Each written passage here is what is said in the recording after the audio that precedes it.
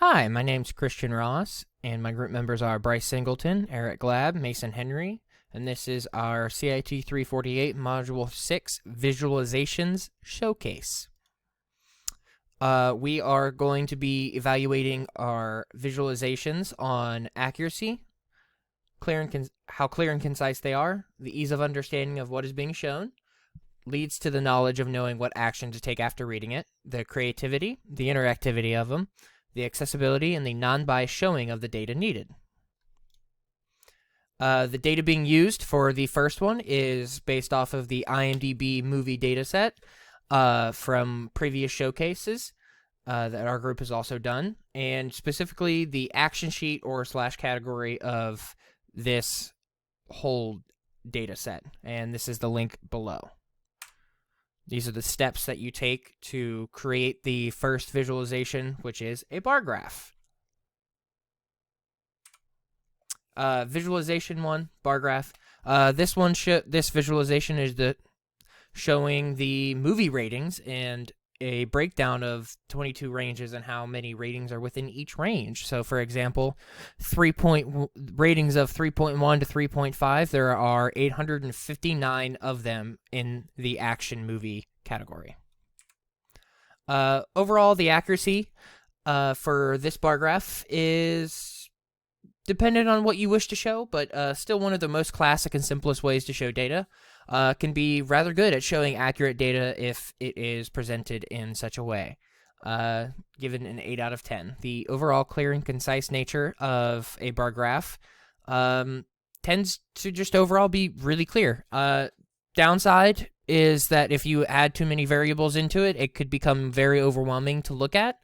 So it gets a 7 out of 10 for ease of understanding of what is being shown.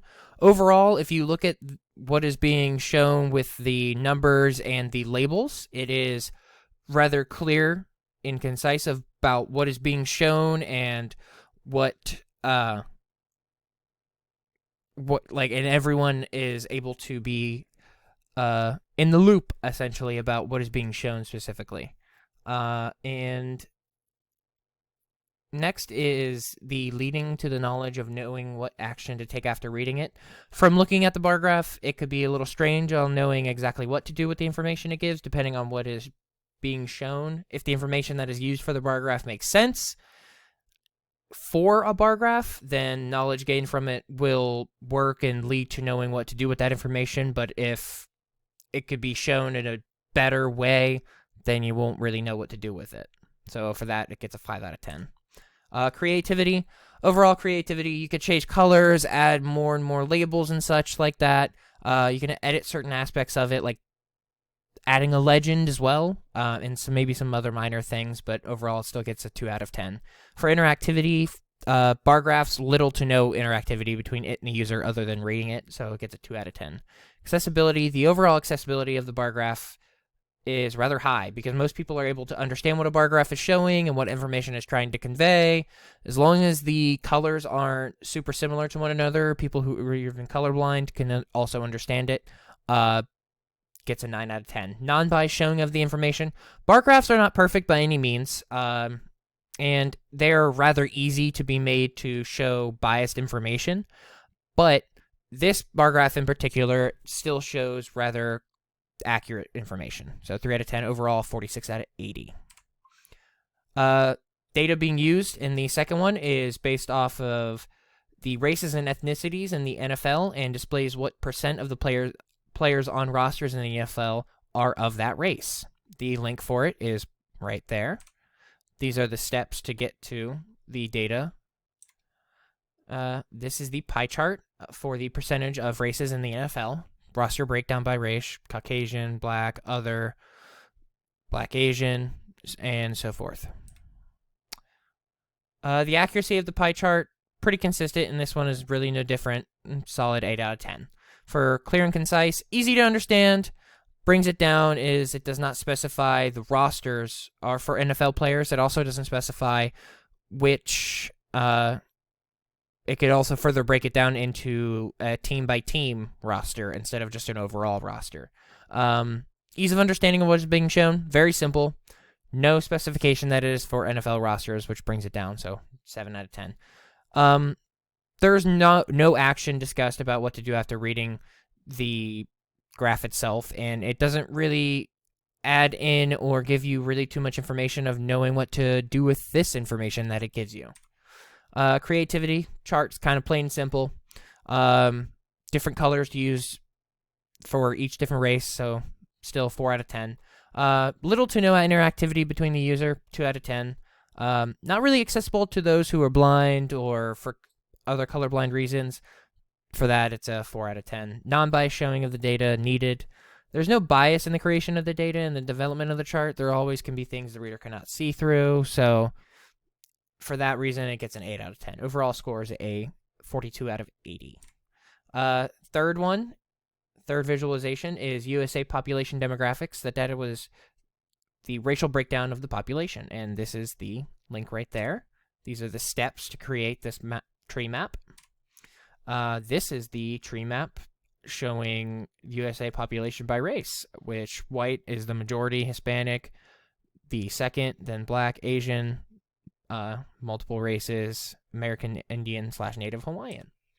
Valuation, accuracy, tree maps are rather bare bones. They can be rather accurate, but it's also doesn't give you an idea of how much precision is being involved without any labels. So for that, it gets a 3 out of 10. For clear and concise, base level, very easy to understand. You see the varying sizes of the population, and for that reason, it gets an 8 out of 10. Ease of understanding of what is being shown, mixed bag. You can easily get a base understanding of the general idea. You don't get much precise data, which can make a more deep understanding difficult. Leads to knowledge of knowing what action to take after reading it. Thanks to the low precision of this data, with no labels and no numbers and stuff like that, very limited, and you don't really know what to do with the data. So it's basically just a 2 out of 10. Excel has different color templates and formats available for the visual. While the base is always the same, you do have some things you can change and edit to your liking. For that reason, it gets a 6 out of 10. Interactivity, none outside of reading the chart. So it's a solid just 1 out of 10. Could be difficult to read depending on the type of color blindness and color template used. For that reason, the accessibility, it's a 3 out of 10. Non-bias showing of the information, not much bias involved with this. It's taking direct from government sources the race of the population of the USA. Fourth one is the data used is from the Rural Atlas data for 2023. Data set is a lot of raw government data about demographics in the United States, entities like jobs, income, veterans, and county classifications, attributes like unemployment rate, poverty rate, population change, etc. And here's the link below. These are the steps taken to create the fourth visualization column chart.